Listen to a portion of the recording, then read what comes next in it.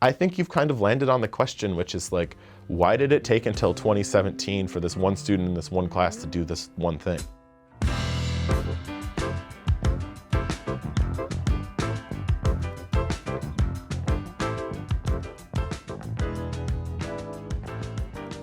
On March 15, 2017, Ben Shapiro was invited to speak at the University of Redlands. While there were some students that were thrilled to have a conservative voice on campus, a significant amount of students were not so happy. As part of a seminar, a Johnston student decided to take action and organize a peaceful counter-event during the time of Ben Shapiro's speech. This event was called Liberated. The students then decided whether they wanted to attend Ben Shapiro, Liberated, both events, or neither. This made us think about the larger question: what does free speech look like on this campus? We talked to students and professors who were directly involved in bringing Ben Shapiro, organizing Liberated, attending one or both of the events, or that didn't attend either. But first, we started with Jacob Curry, who led the ASUR Convocations and Lectures team to bring the conservative icon Ben Shapiro to campus. So I decided my goal would be for this year to bring one conservative speaker, or someone who will challenge a lot of us here on campus. I think that in order to gain a meaningful education, I think including all voices and all perspectives, part of your experience, is very critical to learning. And I think there simply isn't a future if you're not going to include other views and other perspectives, especially those that you disagree with and those that will challenge your views as well. I thought it went pretty well. He's not my personal favorite. It got a little out of hand towards the end. I was very uncomfortable, just like a lot of students. We actually had a lot of students who got up and left. I heard that a lot of our Republican students really enjoyed it though, and they really enjoyed being in a room full of people who shared the same values of them. I did not attend either of them. Unfortunately, I was holding auditions for my directing show during the entire day. I attended the Ben Shapiro event because I'm on the ASUR Convocations and Lectures Committee. And I also attended the Liberated event after the Ben Shapiro event because I kind of wanted to get a taste of what both events were like. For Liberated, it was interesting because I didn't know quite what to expect. So when I got there, I went actually with a few of the committee members. And I think it was more towards the end. It was like around 9 or 9:30. And it was full of dancing, and there was a lot of people there. Unfortunately, I didn't get to spend as much time as I wanted to there, but I really enjoyed it and thought that it was a great experience. I attended Liberated. My role was planning it for the class that I'm in called the Club. I think that there is conversation that needs to be had between people who are liberal and people who are conservative. I think there's a lot of misconceptions about conservative views on campus. Especially those who are conservative sometimes feel like they're being alienated because they are in a group or a society that is like mainly liberal, but I think sometimes they alienate themselves. I said, as an academic and as an advisor, do your thing. Use the seminar to create the conditions for sort of social acceptance that you want to do.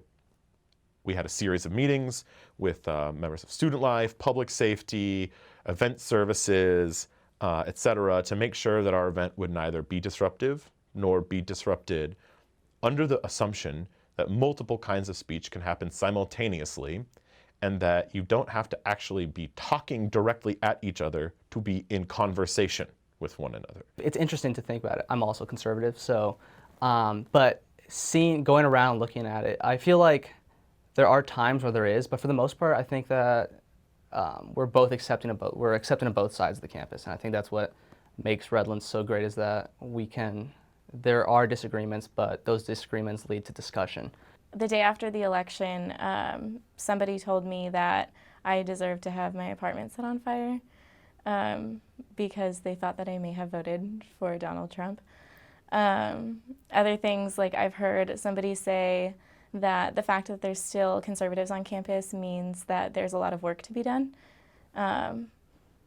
I've just heard a lot of things that don't really foster a friendly environment. And so the reason that Redlands really appealed to me is because I felt like I could do so without judgment. But what's interesting though is some people, just first impressions, white, male, Christian, upper class from Texas. And so that's just kind of a knee-jerk reaction, which is valid, which is fine. But I feel like I wasn't really accepted in that community, and so I don't like to feel prejudiced against in this community either. And so that's why I feel like the diversity of ideas is so important, and the diversity of perspectives is so important. Each community is represented by its most extreme members, in this case, Donald Trump, who doesn't really have positive outlooks towards a lot of social figures, and is very socially conservative. So people immediately define conservatives as being against that kind of social libertarianness, and that's why I feel like they're very against conservatives. I define freedom of speech as being able to voice your opinion, and through that, being able to facilitate a discussion with other people who don't quite disagree with your opinion. I think hate speech is something that is directly attacking a specific group of people by their race, gender, socioeconomic standing, political belief, but something that blatantly physically threatens them. And I do strongly believe that words can actually be used as violent actions, and they have been in the past, as we've noticed through years of racism, etc. If, by Shapiro's logic, we were to say that any opinion can be expressed, then there would be no prosecuting of racist words, racist Instagram accounts. There would be no prosecuting the fraternity who had racist songs singing and everything, and that would not exist. So, to your question, I would say, no, free speech and hate speech aren't opposed. They're Russian nesting dolls. One lives inside the other, and that has to be okay, except that when it's harmful, we have decided as part of our social contract that there can be restrictive measures taken. And as I sort of said before in another question, the least restrictive measures are always the first ones we should try. It's sort of not how our current government sees restrictions, right? A 12-foot wall with troops is not the least restrictive way of slowing immigration.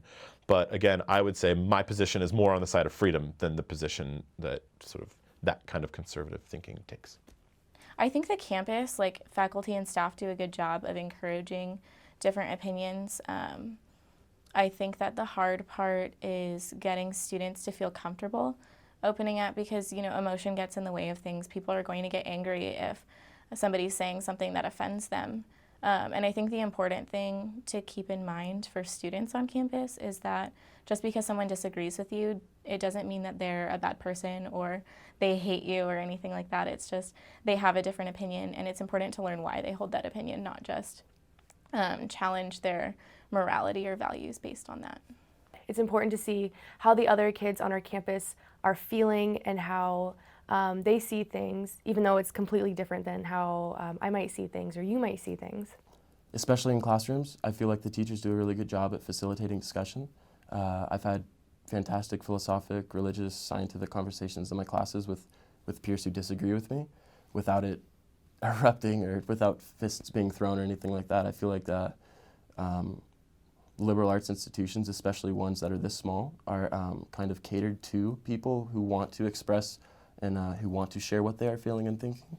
So I feel like this place does a very good job of catering to that. Research shows that when you are with another group, an out group besides your own, and you learn personal connections and you really get to know that person, then it really breaks down those stereotype walls and you begin to understand them, and you don't see them as more of an out group. They're more of just everybody. I definitely think that bringing Ben Shapiro to school was a great start, and something that hopefully the school continues to do throughout the years, and bringing different speakers that we may not quite relate to in a way, but bringing those speakers to campus allows for freedom of speech and allows us to voice our opinions, and bringing in conservative speakers especially helps us challenge our own ideas and helps us to keep ourselves in check with what's going on outside of our school. I think we've kind of formed a bubble over this school, and bringing in other speakers helps to pop that bubble and helps to keep us in check. And I think that's something that's extremely important for us to have now, and something that with such a diverse community, being able to continue that down the road.